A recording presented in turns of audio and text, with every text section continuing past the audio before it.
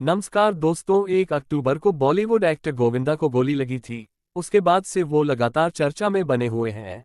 ऐसा कहा गया कि रिवॉल्वर की सफाई करने के दौरान उन्हें गोली लगी। हालांकि पुलिस इस मामले की जांच कर रही है।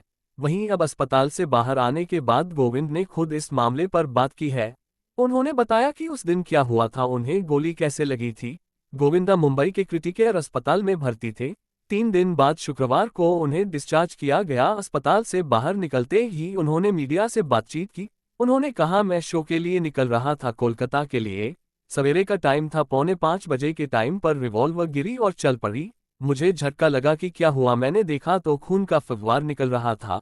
गोविंदा ने आगे कहा, फिर मैंने सोचा कि इसे किसी और तरीके से जोड़ा न जाए, इसलिए मैंने वीडियोज तैयार कर लिए और डॉक्टर साहब के पास चला गया। इस दौरान गोविंदा व्हीलचेयर पर बैठे नजर आए।